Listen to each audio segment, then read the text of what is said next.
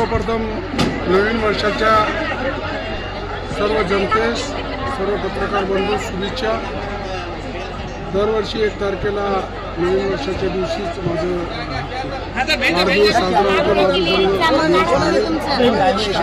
40 ते 45 वर्षापासून मी समाजकार्य राजकारण करतो। आमचे नेते आदरणीय शरदरावजी पवार साहेब यांनी आधी सुरुवातच आम्हाला अशी करून दिलेली आहे की 80% समाजकारण आणि 20% राजकारण। जे कोणी 80% समाजकारण करत असेल ते ऑटोमॅटिकली 20% राजकारण त्याच्यामध्ये येतच असतो आणि राजकारणाशिवाय समाजकारण होत नाही, म्हणून काही 20% राजकारण करावं लागत असते।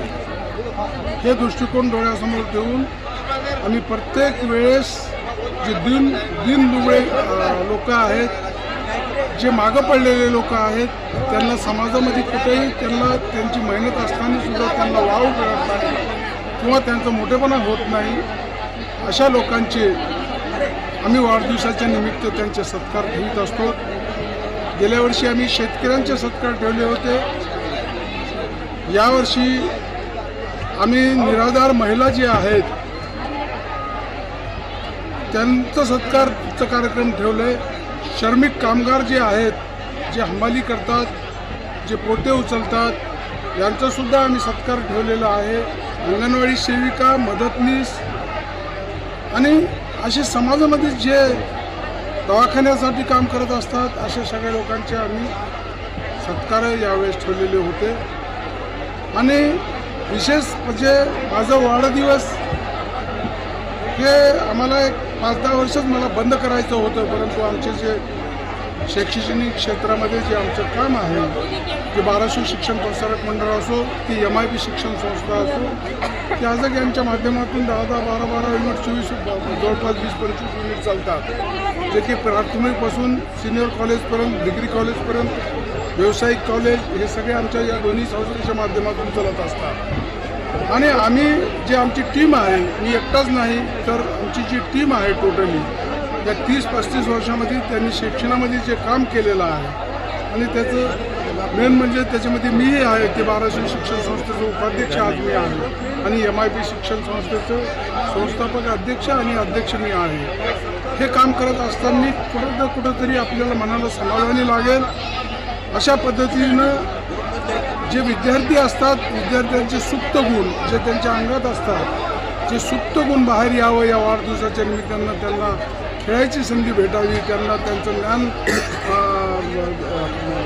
दाखविण्याची संधी यावी, हे अनेक असे उपक्रम आम्ही ते या तालुकाभर राबवित असतो आणि त्यांना बक्षीस देण्याचं काम या वाढदिवसाच्या निमित्त करत असतो। तोच कार्यक्रम आज बक्षीस वितरण समारंभाचा कार्यक्रम आणि सत्काराचा कार्यक्रम आज होतं आणि दरवर्षी हा अशाच पद्धतीचे काम असतात। म्हणून शिक्षण क्षेत्रामध्ये काम करत असताना आम्ही आज जवळबाजार या परिसरामध्ये अनेक आमच्या दोन्ही संस्थेमध्ये जवळपास 4 ते 5 हजार विद्यार्थी शिक्षण घेत असतात। ते प्राथमिक, माध्यमिक, उच्च माध्यमिक आणि ग्रॅज्युएशन ह्या संस्थेमधून घेत असतात। आज 150-200-300 विद्यार्थी दरवर्षी लागत असतात। आजपर्यंत हिशोब काढला तर हजारो विद्यार्थी निघतील आणि आमच्या मते, विशेष करून माझा मते एक असा झालेला आहे की शिक्षणापासूनच देशाचा विकास होऊ शकतो।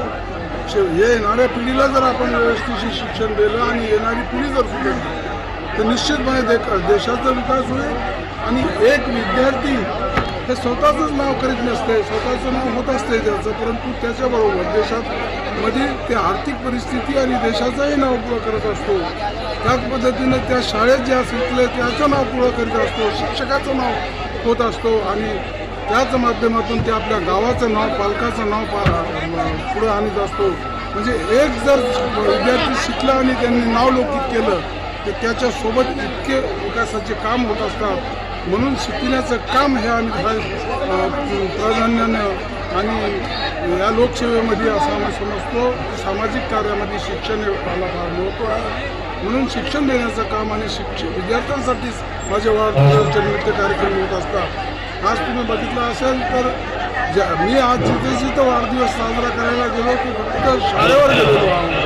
वास्तविक आता मी राजकीय माणूस असल्यामुळे मला अनेक जागचे निमंत्रण आले, तो आमच्याकडे या परंतु मी ते त्यांना विनंती करून नाकारली. त्यांना विनंती केली की मी कुठेही येणार नाही. परंतु साध्या आजरसोंडा आणि तपोनसारख्या गावाचं शिक्षण मध्ये मी जाऊन आलो आणि तिथं शिक्षणाची काय परिस्थिती आहे बघितली. जवळपासच्या जिल्हा परिषद शाळेत जाऊन आलो, कन्या शाळेत जाऊन आलो, आमच्या MIT मध्ये जाऊन आलो आणि अजून राहिलेले जे 2-4 संस्था आहेत जवळपास परिसरातले सुद्धा उद्या मी जाणार आहे आणि त्या विद्यार्थ्यांना मोटिवेट करण्यासाठी, त्यांना प्रोत्साहन देण्यासाठी हे काम आम्ही करणार. सर, शिक्षण क्षेत्रातच फक्त आपण सांगितलं की 80% समाजकारण करत असताना 20% राजकारण करायची गरज नाही, ऑटोमॅटिक येत असते. त्याच्यातलाच भाग आहे की जे आम्ही चांगलं काम करतो, समाजाला सुधारण्याचं काम करतो, अनेक समाज सुधारण्याचं काम करतो. म्हणजे अनेक समाज आहेत, 20 ते 25 समाज इथं राहतात. या सगळ्या समाजाला सोबत घेण्याचं काम करतात. तिथं त्या पर्यायानं राजकारण येत असतो. तिथले का माणसं, प्रत्येक समाजातले माणसं हे आपुलकीनं भेटायला येतात. म्हणून इथं आज तुम्हाला हे सगळे समाजाचे लोक, की सर्व पक्षातील लोक, एकच पक्षातील राहायचं, सर्व पक्षातील लोक हे तुम्हाला आलेले दिसतील. त्याला एकमेव कारण आहे जे समाजकारण. एक महत्त्वाचा प्रश्न आहे.